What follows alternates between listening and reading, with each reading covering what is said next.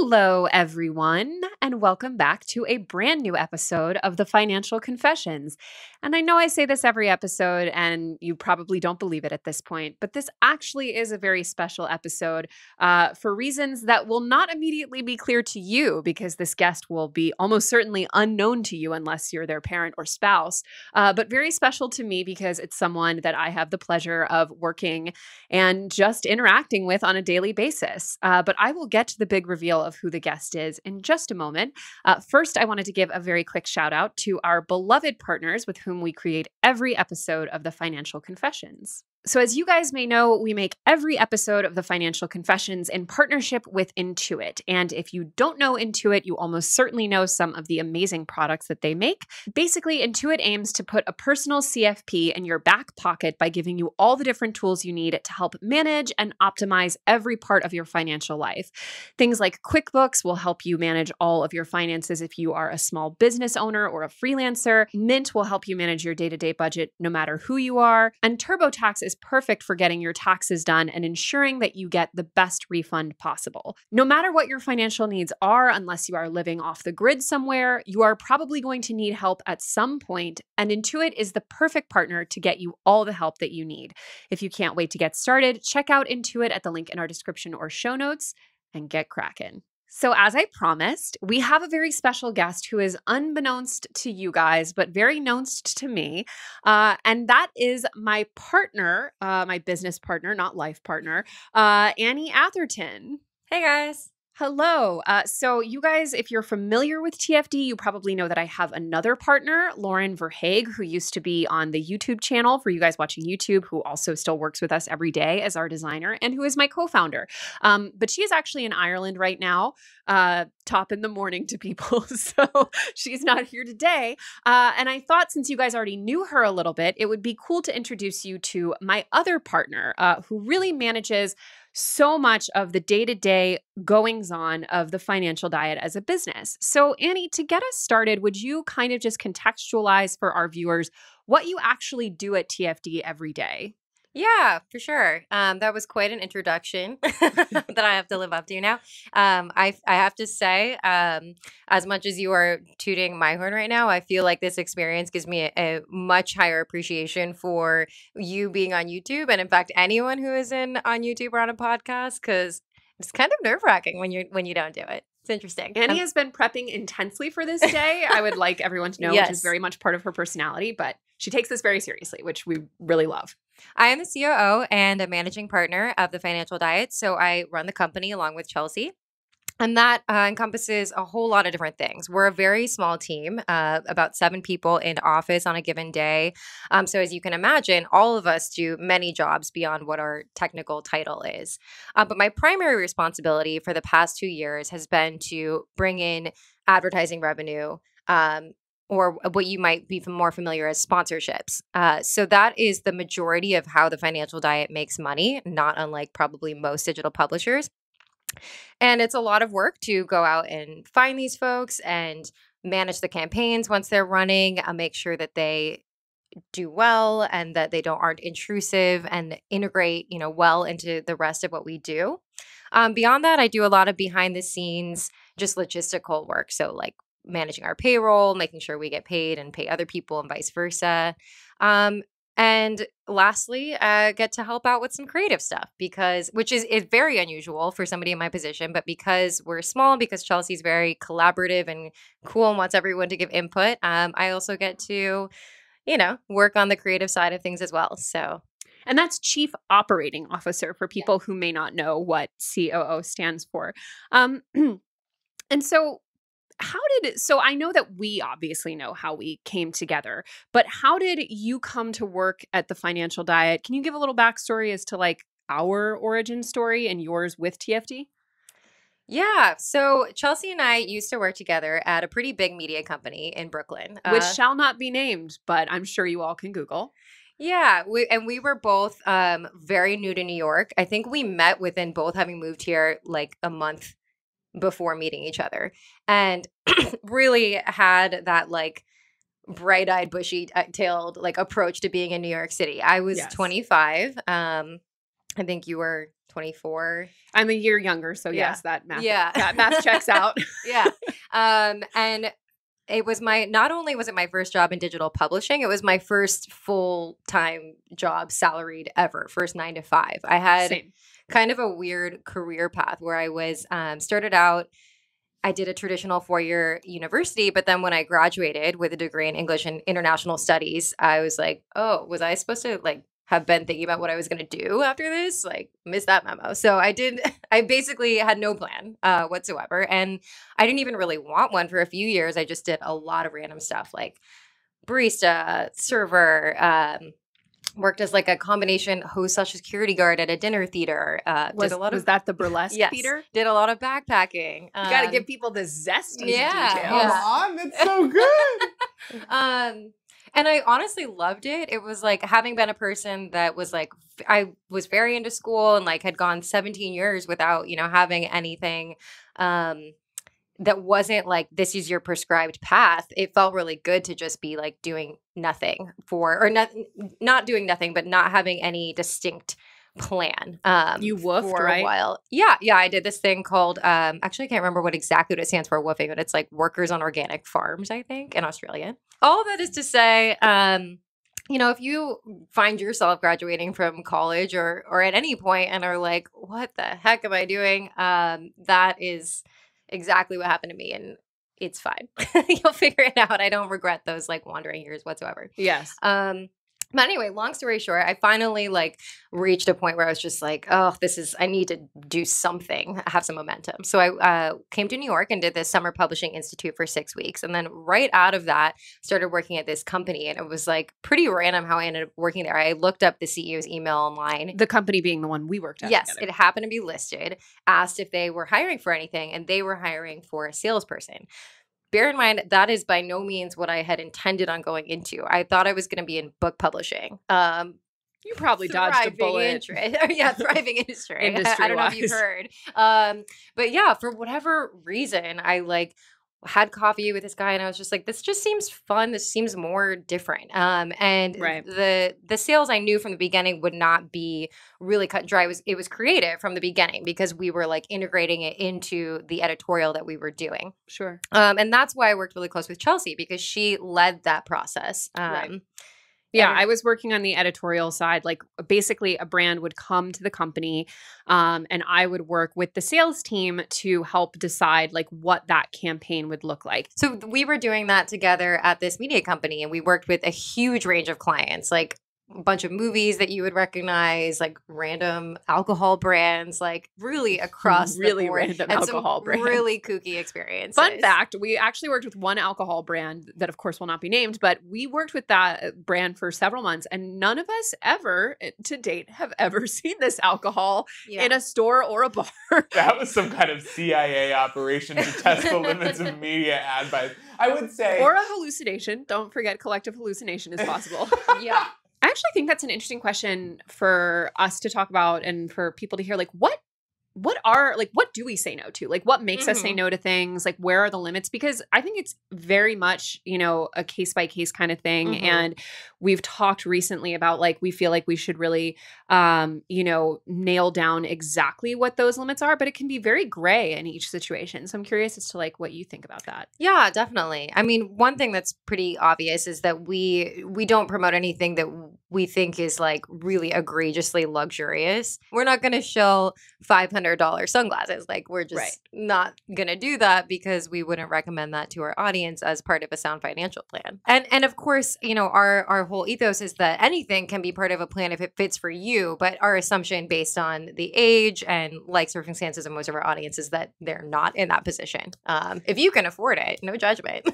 Yeah, that's true. I feel like it's interesting because I often watch, YouTube is a really good example because the average person who's watched YouTube has watched YouTube creators like promote products. And a lot of times you can really tell that like, it's not even comfortable for them. Right. But you do really realize like we've said no even pretty recently to a brand that kind of from the get-go is a little bit different than what we usually do, but like some of their messaging, and we won't get into the messaging because that would be too revealing of who the brand was. But as we got into the process, we were like, ooh, this probably doesn't really sound like us. It doesn't sound like something that we would endorse. And so not only do you have to have the uncomfortable conversation with the client of saying like, I'm sorry, but we just can't run this as it is.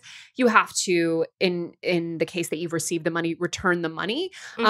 So it can be a very, like, even for someone at our position who has the financial ability to say no and who has a team of people, it can feel very hard and uncomfortable. So I can totally see how, like, if you're just an average creator working by yourself, oftentimes, like, and this is your salary, basically, like that could be really difficult. So I have empathy, and I feel like a lot of times audiences can be really hard on creators who maybe don't always like hit it out of the park with, their ads, because that's how they make their living in most cases. Totally. I mean, one thing that I think a lot of people don't appreciate that often is that content didn't used to be free. And now everything is free, and people just expect that. And in some ways, that's a beautiful thing and has democratized the internet. At the same time, I think people literally forget that creators have to pay themselves somehow. Yeah. And I think they can, even in some cases, maybe begrudge it. Totally. But it's like, where do you think do you feel like these get the people, money from? Yeah. And I mean, for me, at least, it's always felt like kind of a Scylla and Charybdis situation in the sense of like, I've never necessarily felt comfortable with something like a Patreon for us because we are able to sustain ourselves through ad revenue, and we do discourage people from spending on a lot of things. So I don't want to then turn around and say, but spend on us. Yeah. But I'm not sure that that's totally right, because I could also make the argument that we're providing something that is really great and we want to pay everyone, and we do pay everyone a very competitive salary. But then on the other hand, like I also, I know that, even the most well-done partnerships will open you up to that same criticism. So you can often feel like there's no way to win. And I think that in some consumers' minds, like especially consumers who will use something like Adblock, even on sites that they love, that they know are run, it's like, you're basically, what you're saying to that creator is like, I want what you're making, but I don't think you deserve to make a living from it. You know? So, it's just like, you have to figure out what does the sustainable model look like, Yeah. I mean, imagine if like all car services were free. You just had to like watch a commercial in them. Like, that'd be an insane business model. That's I love that. I would take that. Something else that I feel like doesn't get discussed enough, and this is, I think, partially tied up to like how much this is most like YouTubers, it's their whole career and they're often alone in this, is that like it can be really taxing on mental health, and that is something that we have encountered so much in this industry, is seeing people who make content online who really have a hard time maintaining any barrier with their audience, with, other creators. Like it becomes their entire life. So I feel like part of what we've always tried to do at TFD is keep a strong sense of like, yes, we're doing this. We are very passionate about teaching young women and men about money. We love what we do. We love making good stuff, but we're also human beings with private lives. Like we're not going to come out and, just reveal everything about ourselves or give unlimited access to ourselves. And I feel like that's the other thing that a lot of creators have not found the right, model for, is giving enough of themselves to make the work that people love without giving so much of themselves that there's nothing left, Yeah. And I feel like that's another place in which you can be a more discerning fan and a better fan. Is like, I have creators that I love, and I'm in a weird position of sometimes like meeting creators that I love, and it's a fine line, but I think it goes a long way to just treat them with respect and like have a respectful distance and make sure that they don't feel like they're a performing monkey when you're around, What do you think it is about the way we talk about money that has made it easier for a lot of people to talk about money? Because we've had a lot of people, even on this show, who've revealed financial details about themselves that they never had. Yeah, I think that's a really good question. I think, as we've always said from the beginning, there are a million places online where you can find investment advice and like, what's the best credit card for me? Like, we've never set out to be your cutting edge financial advice or like promising anyone that we're going to make you a millionaire. Like, we're for sure not. But I think what there has been a huge need for, and which is a need that we're filling, is a place to talk about the emotional side of money, because money is very emotional. It's like simultaneously this thing that affects everything, affects everyone, is necessary in order to do anything in this world, and yet is something that we're taught to not even talk about, and let alone learn about or feel we can use to our advantage. Did you talk a lot about it growing up? No, not really. I mean, I wouldn't say, probably no more than the average person, which is barely. You know? Did you before joining TFD, was that like an interest of yours, money? So I've never been a very like nuts and bolts money person. In fact, like as growing up, I was like notoriously a little flaky about it. But I would say what I have thought about a lot since a very young age is how class affects people in their lives and how we perceive other people and ourselves. What do you think made you think so much about that?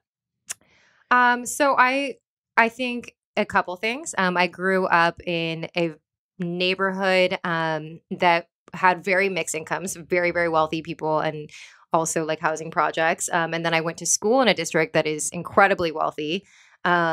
It was a public school, but it just happened to, be very, very prosperous. And I think just seeing those differences and being aware of those differences and thinking about them always, sparked that interest in me. And I was a little bit of an outsider at the school because I didn't live in the district. I was like especially allowed to commute because my mother was a teacher there. So I think anytime you have that outside perspective that like allows you to analyze the situation in an interesting way. I really relate to that. I had as you guys probably know if you listen or watch, I had a pretty similar experience during my high school years in particular. Like we weren't poor at that time, but we were definitely a middle class. But I went to school with like, I would say half the students in my class got like a new BMW for their 16th birthday. Like it was very much like, and being around that, like looking back, I think I would have been infinitely better off being in that situation as an adult than as a teenager, because I feel like as a teenager, it is just uniquely crushing to like not to have that, to feel that distance, because teenagers, like adults will at least not say shit to your face, but a teenager will be like, are those fake Uggs? And you're like, oh yeah, we had Ugg Day on my cheerleading squad. Where you had to wear Uggs. Yeah. Do you know what ours were at my high school? Suit day. Juicy. Okay, we had Lacoste polo shirt day, like where it was a very popular thing. So I'm from a very waspy town where it was very popular at the time, to where God, looking back, what the hell was this? Like people would wear multiple polo shirts on top of each other and pop all of the collars, and they would do the rainbow pop, which is they wore like 7 the Roy G. Biv, sweating profusely, like probably look like the Michelin Man, but like they would wear them all in the rainbow colors and pop all the collars, and it would be 7 layers deep of Lacoste polo shirts, which by the way cost $72 or did in 2005. So I just remember like looking at that and feeling like I would like obsess over the fact that like my family bought like store brand cereal and be like, or like I would ask for a polo shirt at Christmas and I would get an Old Navy polo shirt and I would feel disgusting. Like I would want to rip my skin off my chest. And like looking back, it's so funny because there was a time in like the transition period where like I definitely still cared about those things. And now it's like looking back, I feel actively glad that I didn't receive a free BMW, because not to generalize, I mean, I'm sure some of those kids are doing fine, but a lot of them really aren't. Like a lot of them had a really troubled life after that, and like, or at the very least are not in the position that I think that they would aspire to be. And I think it's probably in large part because having that much at that young of an age, I think it really kind of damages your brain in a way, because you really lose a lot of sense of like perspective and what is your expectation going into life. And like so many things that the average person work for would now be a disappointment, you know? My husband and I are now in a position where we can collectively out earn both of our parents. We earn more than either of our parents did together, which when you live in New York City doesn't really feel the way that it would feel in another city. Both of our parents, they didn't live in big cities, so their cost of living was lower.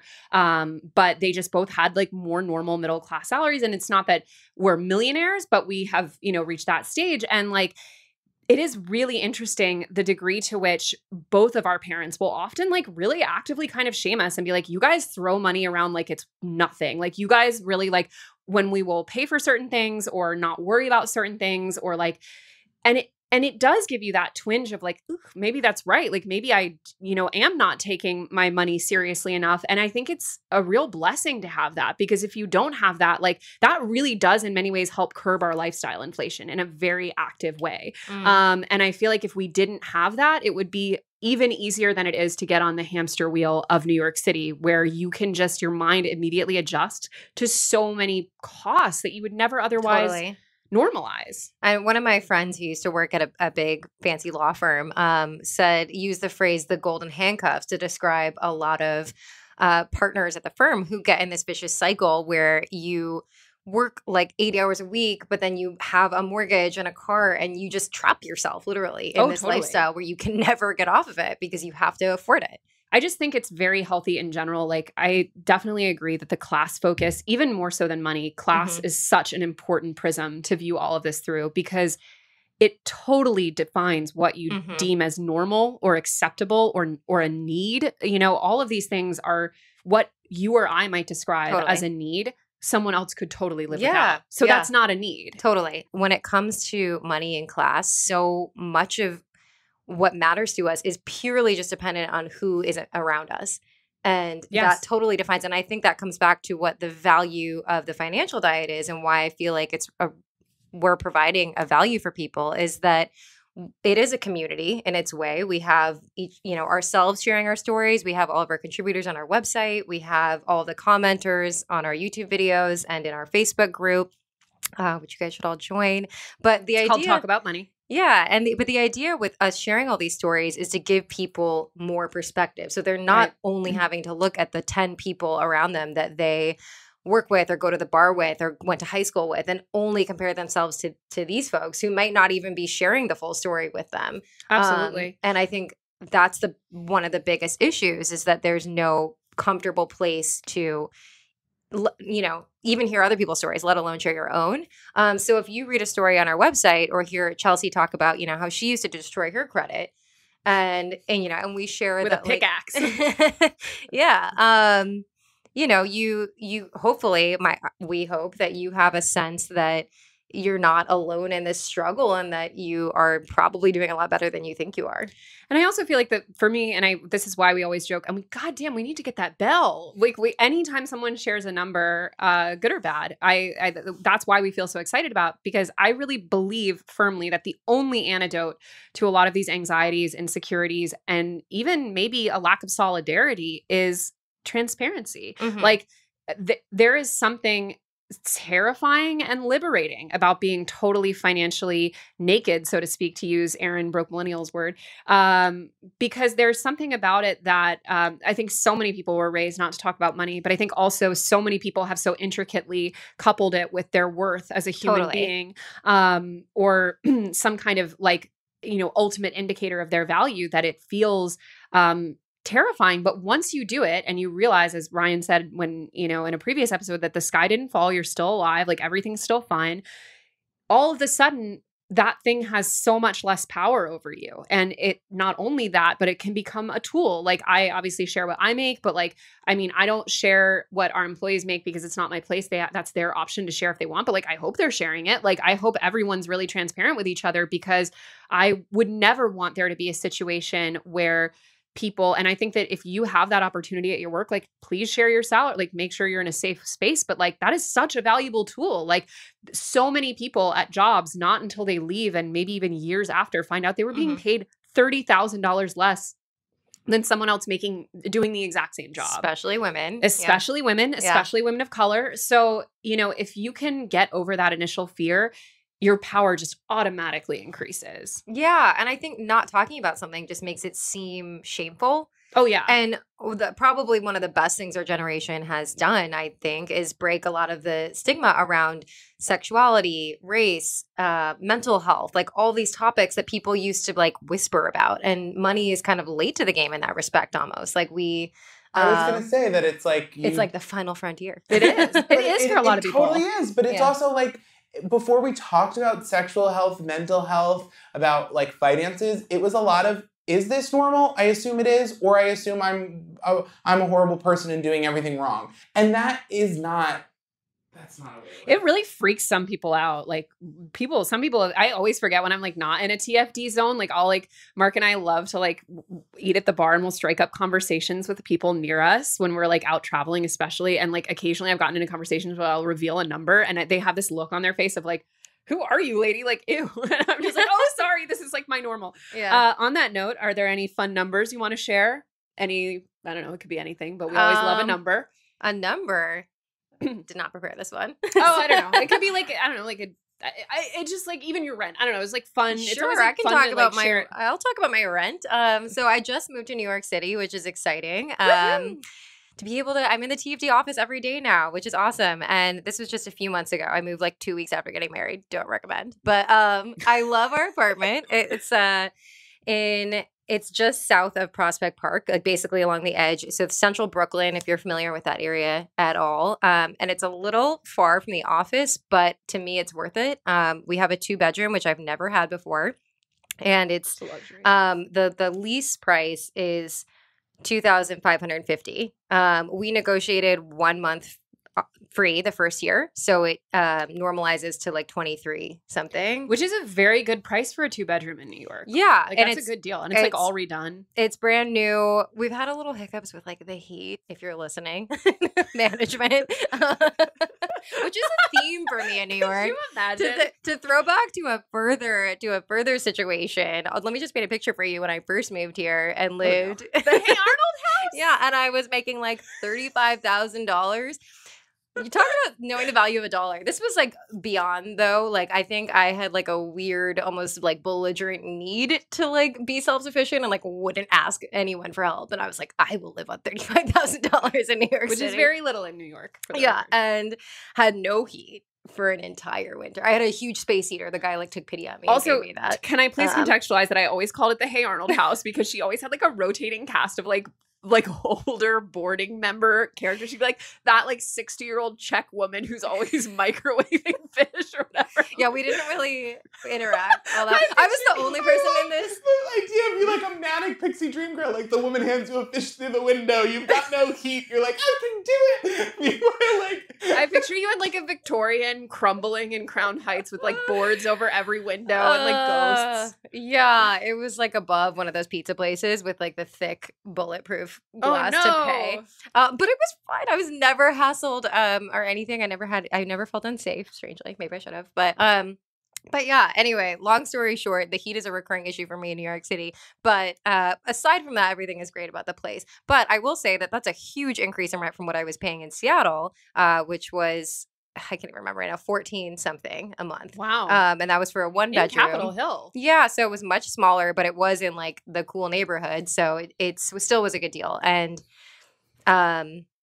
yeah, so it still stings to be adding like $1,000 a month to our rent, but for sure. So no matter how you talk about money, it's always important to remember to do it with the right tools at hand. So fun fact, I say all the time that I use QuickBooks, that I look at QuickBooks basically every day, and I do. But Annie actually uses QuickBooks even more than I use it. Tell us a little bit about QuickBooks. I do. Yeah. It's how we manage all of our money, basically. And it's shout out QuickBooks. Yeah. We literally have all our money.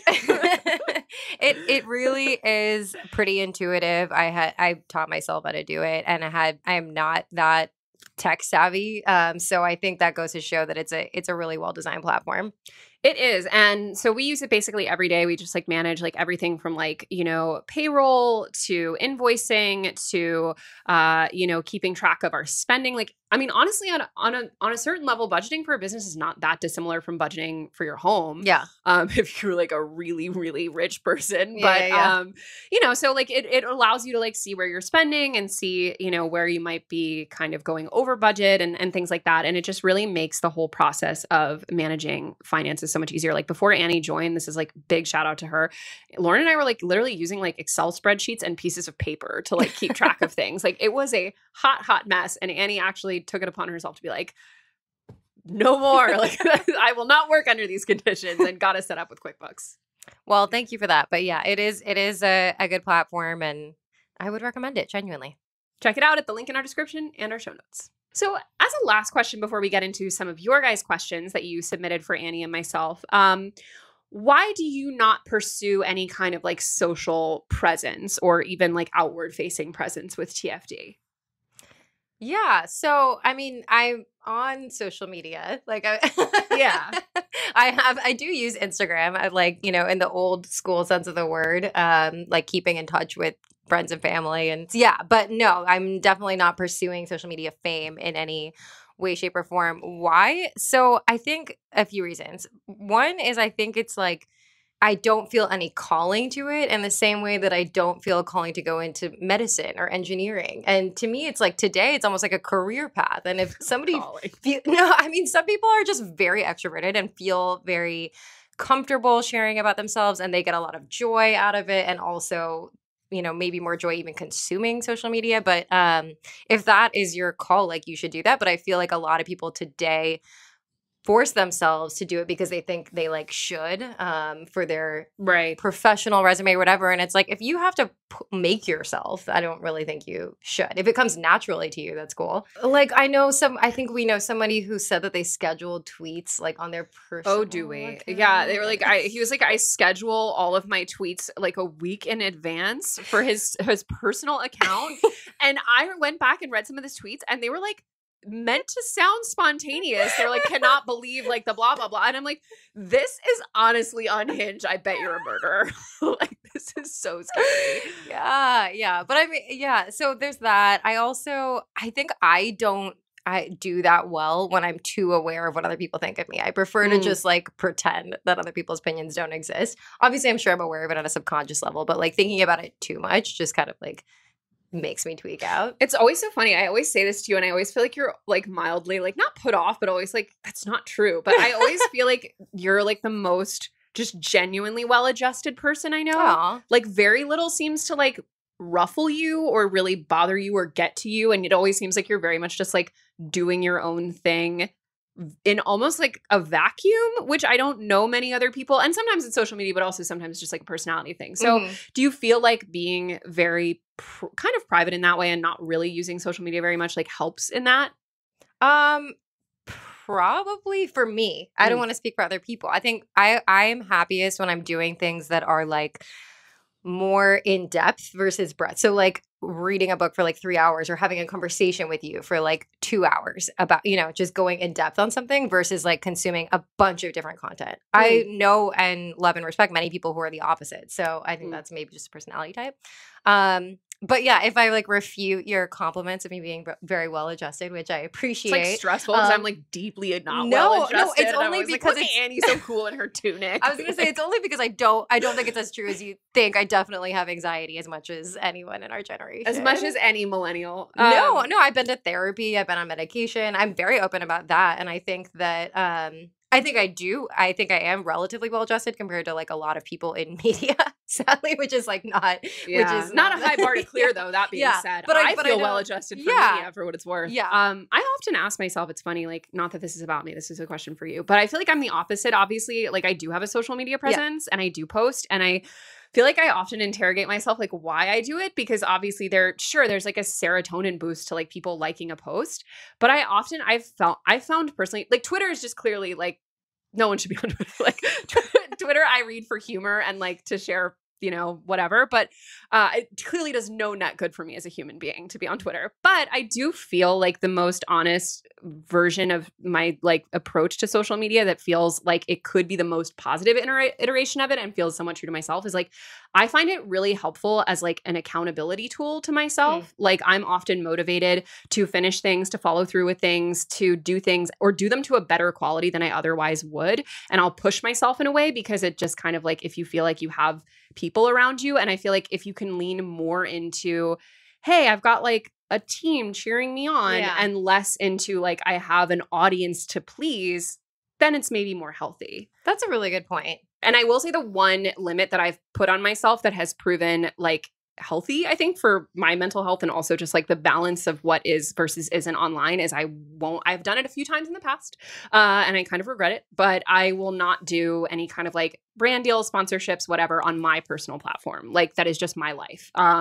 Obviously I will promote things on TFD with TFD, but I will never just like anymore ever. I think I've done it twice and neither time was worth it, but I like, because it's hard. Like when people come into your inbox and they're like, hey, you want this free, really expensive item in order to like, in exchange for tweeting about it or whatever, like it's hard to say no. But every time I did it, I felt like it was a weird invasion of my own personal life. And also I felt like I was now giving to the people who follow me, who have a reasonable expectation of following a human being, like a pretty artificial view of my life, because in some cases, like you wouldn't be able to afford that thing or do that thing. And so I feel like by keeping up that barrier, it keeps you more authentic and all, like to your budget and your life and, you know, what's real, but also like keeps you from a place where like it really freaks me out when I see influencers who like do SponCon at their weddings or like for their baby's birth and like, but that doesn't come out of nowhere. Like, I think ultimately, like something that I've said to a lot of creators, even on this show, is that like, I think the best thing you could ever do on your digital life is to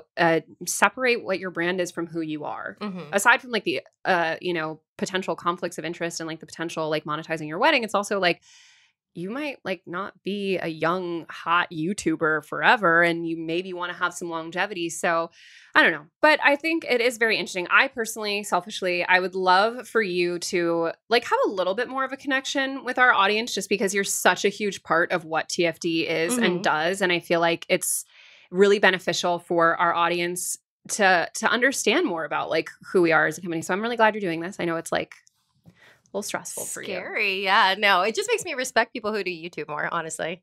I will say that I'm not unaware that declining from like being on Twitter, for instance, especially like 5 years ago, did close some career paths. Like you can't really be like a writer these days. Yes. And that was like something I had to I mean, at one point I kind of wanted to do that. Clearly not enough, but I was like, I can't do both of these things. So you do have to, I mean, it does close off opportunities to you. But and by the way, I would like to give a shout out to Lauren here because speaking of like, you know, I also think that like, so Lauren hosted the TFD YouTube channel with me for over a year. Yeah. She didn't ever want to do that. Like she didn't like, that wasn't, I mean, she liked doing it, but it wasn't her wheelhouse. It wasn't what she set out to do. But like, that was absolutely necessary at the time because we just didn't have the manpower. Like we didn't have the resources. And so her putting herself out there, she's more of a public internet figure than you are. Like her having that, like she really put herself out there because we didn't have a choice, you know? And sometimes you do have to put yourself out there, like,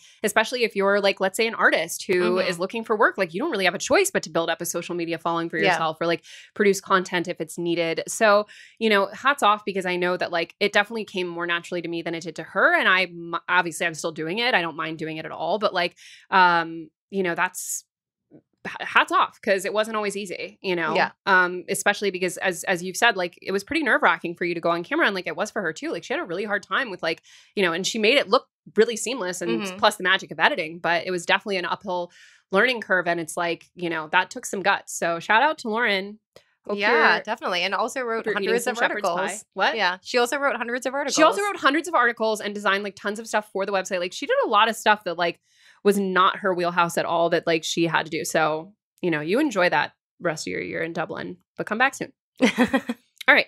So we have some audience questions for you, but I guess also me a little bit. So we'll just kind of answer them as a squad. The first question that our audience threw at us, what are TFD's upcoming goals? Well, we have quite a few. I would say one of them, get to over 1 million subscribers on this here YouTube channel. Get that, get that plaque. So for those who are watching YouTube, so we get this littler plaque at 100,000, but when you get to 1 million, you get like this enormous gold plaque. If you want that plaque. Yeah, tell your friends. Tell your friends. Tell your family.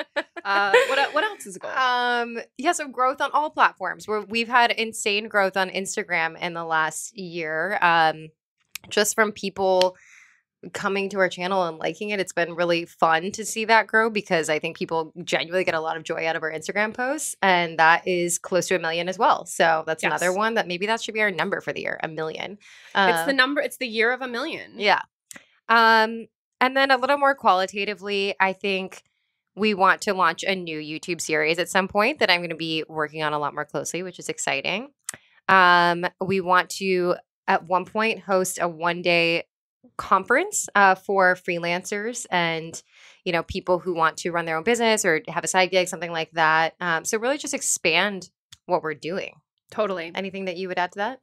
Yeah. On the qualitative side, like we have, by the time this airs, the first episode will be coming will have already come out, and then we'll have another couple in the can. But Lindsay Ellis, who is a YouTuber I love, did a 4-part guest series taking over my Tuesday show on the YouTube channel where she explores money and pop culture. That was thrilling to be able to do. And I'm already talking to several other YouTubers who I'm obsessed with to do, a different kind of special takeover where they talk about things that are in their wheelhouse. And I think, I would love, we finally have the financial and production capabilities to reach out to these people that we really respect and love their work and have them come create work about finances with us.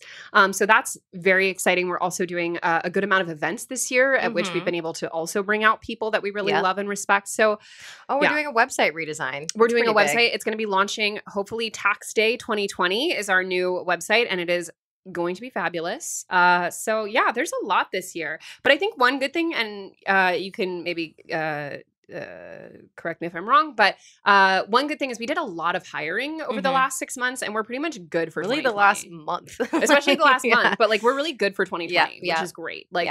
We may end up hiring another person, but there's no pain points anymore, whereas there really were up until this point. And hiring is very difficult and time consuming. So that's awesome. What do you see as the biggest issue for media companies of TFD's size? Yeah, well, the biggest challenge, I think, is that from an audience perspective, i.e. all of you listening or watching at home, we're the same as the BuzzFeeds and the Vices of the world, but meanwhile, our entire operating budget is probably equivalent to their furniture budget. When Jonah Peretti sneezes, that's our whole budget. But from your guys' perspective, our stuff is free, their stuff is free also. It has to be just as good, if not better. And that's a high bar. So there's that. And not only are we competing for audience, we're competing for advertisers. And that is a whole other ballgame because let me tell you, the ad sales world is crazy. There was, I learned when I first started in this industry about these things called sunglasses and jeans parties, which is where salespeople would take out media buyers and just take them to a store and say, buy whatever you want, like a sunglass store or something. I can tell you we've never done that and never will. I don't know how prevalent that still is, but just suffice to say that there's a lot of whining and dining and just to get in front of. Oh, and let's be honest, I'm sure in many industries, it's not just sunglasses and jeans parties. Yeah, it's I would also other parties. Specify that a lot of that's probably the above part. Yeah. A lot of access journalism goes down where it's we'll tell you a story early, but a lot of your other stories should be a little nicer. Right. And if you'd like a review unit of this refrigerator for your home, we could do a 12-year-long review. Right. Yeah. No, we're very above board with our client relationships, but that's honestly not even the biggest thing. I think the biggest thing is that advertisers can just go, and by that I mean any brand basically that wants to put their message out there can also just advertise directly on Facebook or Instagram, or Amazon is actually one of the biggest advertising platforms now. So Amazon is our competitor. Great. People advertise on Amazon. But this sounds so some whining, but it's actually kind of a humble brag because I think we're doing pretty good, all things considered. Yeah. And you know what? I think honestly, in many cases, one thing that I think is our biggest advantage is that we're totally independent. We have no funding. We have no board. We have no one who has to we have no bureaucracy. We're very able to make our own decisions. And we, it's funny because a lot of times in the news, when you'll read about X or Y company got, 75 million in their Series B or whatever, they got this amazing, amount of funding. What that often doesn't tell you is that, a mere, year later, that company may well not exist because most of those big venture firms that are investing in these companies, they invest in a portfolio of companies knowing that only in a great scenario, 1 out of 10 is going to do well and become a fund maker. So they put enormous pressure on these companies to scale and grow and scale and grow past what is sustainable to essentially have a chance of earning out that initial investment. Yeah. And in many ways, I've seen both in media and in other industries, I've seen companies who are at the back end of receiving that funding and their lives became miserable overnight. And they can have a year where they have 120 million in profits and it's still considered a failure because they were targeting 250 million, but that initial goal was externally imposed upon them. So in many ways, it's kind of nice to be like, well, if we make a decision, it's ours to make, and our goals are our own to set, Yeah. So this is a very juicy one. Would the partners ever sell TFD? Would they, Annie? So we are not actively pursuing a sale at this time, but never say never. It would just totally depend on the offer and the terms. And the terms. I think it's probably worth stating that there are very few situations in which just a straight up sale of TFD would be, if it's going to be as lucrative as you would want it to be, it's probably going to be a terrible situation on the back end. And if it's a pretty good situation on the back end, it's probably not going to be a lot of money. So it's pretty complicated. Like there's a stat that we were quoted, like when a company gets acquired, CEOs like on average only spend 25% of the time that they were contractually obligated to spend at the new parent company. They leave early almost always. And that usually means leaving a lot of money on the table because they were on some kind of vesting schedule with the purchase. And that says a lot, right? That probably says that what made your work and your life unique in your independent capacity is often incompatible with an acquisition. I'm not saying there aren't iterations where it could be good. I just think that often an iteration where it could be good, even, for example, in the instance of like partnering with another media company who's doing a lot of similar work and would love to just like really amplify what we're doing and bring TFD to a bigger audience and bring us more resources and that kind of thing, and where we could maintain a lot of editorial control and it would be the stuff that we love to do, oftentimes that's not a lot of money. It's not like an outright, just like you're, getting bought by some, firm. It's like much more of like a collaboration essentially, and all kinds of strings attached. So, and we've had, like in transparency, we've spoken to various potentially interested parties, but only when they've come to us. Only when they've come to us. We don't seek it out. And it really doesn't take the shape that you would think it takes.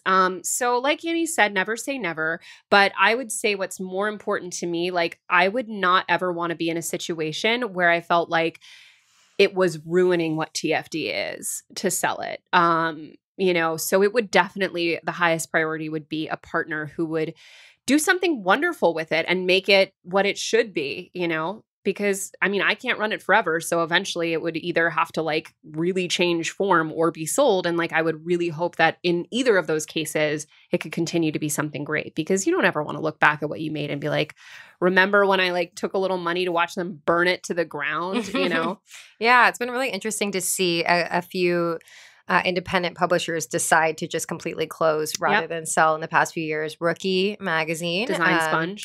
Yeah, and both of those founders wrote really pretty transparent and thoughtful reflections about why that you can find online. Yeah, I highly recommend it. Yeah, there are so many potential options of what the future could be, but one thing that is important to remember always is, nothing is forever, but especially not the internet is forever. So always keeping in mind what any kind of elegant exit could look like in any fashion, I think is really important, and being realistic. I just don't necessarily know that it would take the form of like a straight up sale. Yeah. So there's a lot to consider. So I guess the short answer is that maybe someday in the future, but it would have to be really the right situation, and it's not something we're actively seeking out. What is the biggest mistake TFD has made? It's funny because I feel like we make like 10 mistakes a day, but then when I think back on all of them, it's hard to think of one being that consequential. I would say that we've done not a great job of planning at times, and found ourselves being like, oh crap, we need to rush this thing, or we need to We've had many situations where like, well, bad news, we have $4. So we have to figure out how to get to next week. But we've always done it somehow. So yeah, the mistakes have been not planning well enough, but luckily thus far we've made out alive. Yeah. And I would say similarly, this isn't really quite the same as not planning, but my biggest mistakes have always been not leaving situations soon enough when it was clear that they weren't working out. I have a very hard time. Like I complain constantly, but I have a very hard time like ultimately like making a choice about certain situations, certain, paths that we've taken, partners that we've had, that it was clear for a long time that it wasn't working out, but it took like probably 6 months longer than it should have to like cut that off and then, get where you should have been. As a last question from the audience, what is the best idea the TFD has had? Maybe this series. I don't know. Aww, it's a good that's series. Sweet. Really? It's hard to every day we're an ideas company. Annie Atherton, this is your life. No, I'm like, no. But in all seriousness, like I feel like it's very unclear the trajectory to the person, like the outside observer. So what's like really important to understand is that like, and again, credit where credit is due. Like Lauren, was there, like literally she lived on my couch in Williamsburg 4 days a week in my 1-bedroom apartment while my husband was away at work 4 days a week. Drove from New Jersey to sleep on my couch 4 nights a week in New York and start TFD, quit her job, like sight unseen, had no money. And it was like, it was really scary looking back, and it was also thrilling and fun and exciting, but it was a huge, huge risk. And so that is something that like, deserves the ultimate respect and the ultimate, props. But at the same time, like when we reached, when you came on full time, which was, you were part time, like 10 hours a week because you had a full time job all through like 2017. But then January 1, 2018, like you came in full time and it was a different situation. We were more established and we had more to build on, but like things were a mess. Like we really did not have any kind of like infrastructure. We had no like real internal systems. We didn't have like a budget. We didn't have anything that a business really needs to function. And Annie really kind of like forced us into that level of maturity. So I do think that, I mean, Annie and Lauren, definitely the best ideas by far, because, you really need the right people in order to take things where they need to go, and everyone serves a different purpose. And so, yeah. Well, I really appreciate that. That's very kind. It was an established audience though. And I think that getting to that point is for sure harder. Like the funny thing is I think a lot of people actually could have done what I did in terms of like setting up infrastructure. Like a lot of people have that skill set. I actually didn't. So I am very proud of myself for developing it out of necessity. And I also give a credit to you guys because for whatever like alchemic reason, I think you created a space where you were like, here, you are empowered to do whatever you want to make this stuff happen. And that was motivating to me in a way that it's, I'm not even motivated in my own life to be like organized. So, I think it goes both ways. Like, whatever, you guys created an environment where I was able to do that. But I do think that is still an easier thing. Those things are easier to do than building an audience from zero. I mean, that's probably true. But I do think that ultimately if you're someone who's thought about starting a small business of any kind, I think one thing that's really important to remember is that like, it is infinitely harder to go it alone for a lot of reasons, mostly because you're only one person with one skill set and one connection and one network and all that stuff. But also because it can be very, very daunting especially in the beginnings of things. And it's very helpful to have someone. But it can be extremely fraught in a partnership, and it can be a chance to, you can ruin friendships. Family members can fall out over, bad business partnerships. Like when there is money on the table, that's people's lives, that's people's futures. So the most important thing I think to remember, and something that I think TFD has always been good about between the three partners, is that like, definitely we've disagreed on things. Definitely we've had growing pains, but there's always been a really sort of team first mentality. And I've never for 1 second had a feeling that anyone was really like gunning for themselves, which I feel like is often one of the most damaging things in any partnership. So I think just going into any partnership, knowing that you have to prioritize, especially financially, the whole team over just yourself is the most important thing. Because without that foundation, you can't even do the day-to-day work because you're always going to be looking over your shoulder. Like Annie could literally steal all of our money tomorrow. You know what I'm saying? And like, I know she wouldn't do that. But if I ever had a feeling of like, does she like resent, some dynamic, you would wonder, And so that cannot be bought. And that's something that you have to really be willing to enter into in a partnership. And that's a good idea. So now the rapid fire. Number 1, what is the big financial secret of your industry? Media. I think that most companies are funded, and have this huge coffers of venture capital behind them. Also, most like influencers and creators are like really unhinged in real life. Like some of them are mature, but some of them are like crazy. Yeah. You should see VidCon. It's a lot of Jake Pauls. Okay, number 2. What do you invest in versus what are you cheap about? I invest in tech products, relationships, mostly taking the form of traveling and very expensive plane tickets to see people, food and drink out with friends, but that's kind of relationships as well. Cheap about everything else practically. What has been your best investment and why? I think again, relationships. All of my relationships, but I will say in particular, my husband and I were long distance for 2 years, and that was really expensive. This was while I was living in the no heat apartment, and yet I still flew back and forth a lot. But in a way, that was also an investment in the decision to be long distance. Was also an investment in my own career path because I could have not. I could have gone back to where he was. So it was an investment in both things at the same time, but it was very expensive.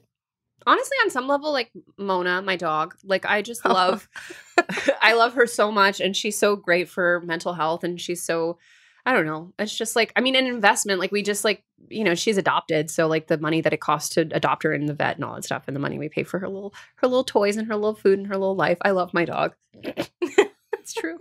What has been your biggest money mistake and why? I've made so many, but they're all my mistakes are always really dumb. They're like I didn't realize that I had this recurring charge or, you know, stuff like that. Do I need to go into my biggest money mistake, like literally destroying every element of my financial life almost intentionally by the age of 19 and then having to claw my way out of it for over the next 6 years? That would be my biggest money mistake for sure. What has been the financial habit that has helped you the most? I think just taking joy in simple things on a daily basis helps a lot. I get so happy from like making my coffee every morning, and it's like true, Annie. You really do. Like you're in her Instagram feed. She posts like once a month, and it's always like, "Look at these turtles I saw." It's truly like you have the energy of like a 70-year-old aunt who's like freshly retired and living it up. It's great. You brought this up actually when you were discussing it. I cook quite a lot, and I cook big batch, and I freeze a lot, and so I feel like I have it. And I genuinely enjoy cooking a dinner at home for my husband and I, or having friends over to eat dinner way more than I enjoy going to a restaurant. And I love going to restaurants, so that is like awesome. That's a big money saver in the long term, especially in New York. When did you first feel successful, quote unquote, and what does that word mean to you? I think I feel successful in a work sense a lot of the time when we have our events and we get to actually meet the TFD audience in person, which is funny because, you know, we interact with them in a digital way every minute, but to see people, you know, come up to us and be like, this has changed my life. I've actually raised my credit score or gotten out of debt or, you know, all these things. I'm just like, oh, this is really making an impact. Totally. It wasn't the first time I felt successful, but my husband and I, on New Year's Eve, we spent a few hours doing, like our 2020 plan that included like all different elements of, you know, our goals, our finances, our professional lives, our travel, all that stuff. And when we were doing the financial breakdown, like it felt really good to be like, wow, I'm contributing like a lot of money to this relationship for the first year. Not that I wasn't this past year, but it's definitely like I'm at an earning place that I never even thought I would be. And like, you know, my assets have real value and I'm contributing a lot to our future. And that like seeing that all written down and seeing what our plans are and seeing how much I was bringing to it made me just feel really proud of myself because not only was I such a fuck up, but also like you know, for a long time, it was never clear that TFD was going to be a viable business. And now it definitely is. So that felt really good. Out of sheer curiosity, did you think that you would make a lot of money like as growing up, like in high school, early? No. Like, did you think that at some, even if you were like, okay, I'm messing around right now, but you're like, someday I'll make good money? No, Intuit might make us cut this, but I, honest to God, used to think that this sounds like horrible and like it's fake, but I honest to God used to think I would just have to be a con artist. Like I thought, I didn't have this,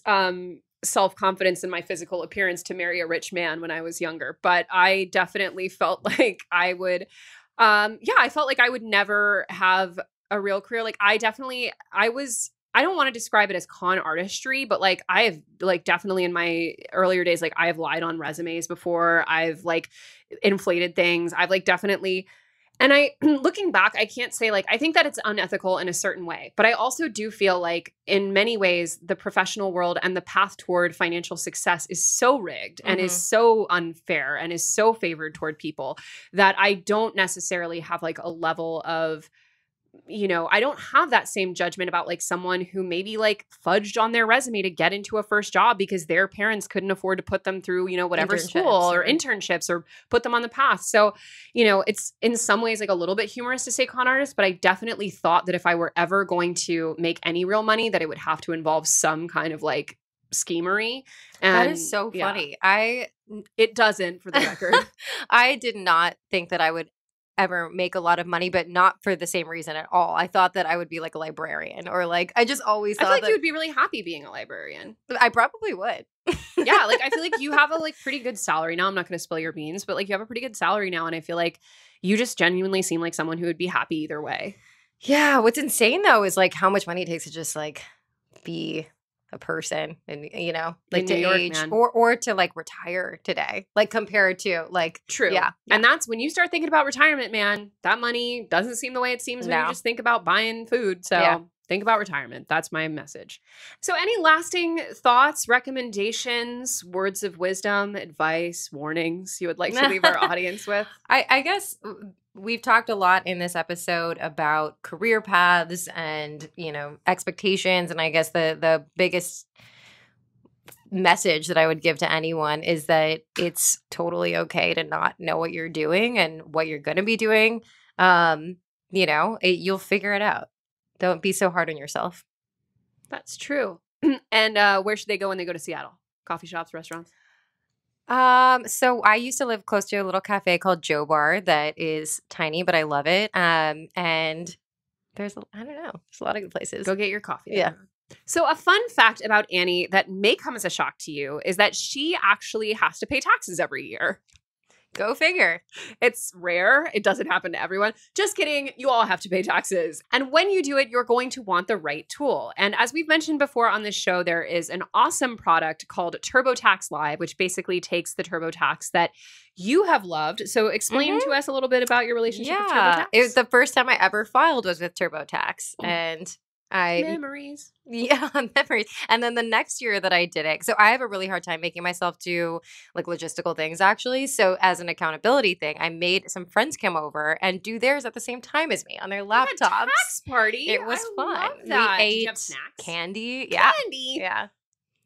That. Yeah. So now they've taken TurboTax, which allows people like Annie, who maybe typically are avoidant toward that kind of thing, do their taxes. And they have boosted it with TurboTax Live, which gives you access to real tax experts. They're certified and guaranteed, who can talk with you any time of the day about questions that you may have, advice you need, etc. And you can speak to them by one-way video chat, which is very cool because it means you get to see them, but they can't see you. So you can be in your pajamas or whatever. And basically, they just help give you that extra layer of reassurance that some of us need when they're doing their taxes, because it can be really intimidating. Like if you feel like you're doing something wrong, it's really scary. So definitely check out TurboTax and TurboTax Live. We'll link you to that in the description and the show notes. So thank you, Annie, for being here. And it's Friday, actually, so I won't see you for the next 2 days, but I'll see you bright and early Monday morning. Yeah, thank you. And thank you guys all for listening and watching. Bye. Bye.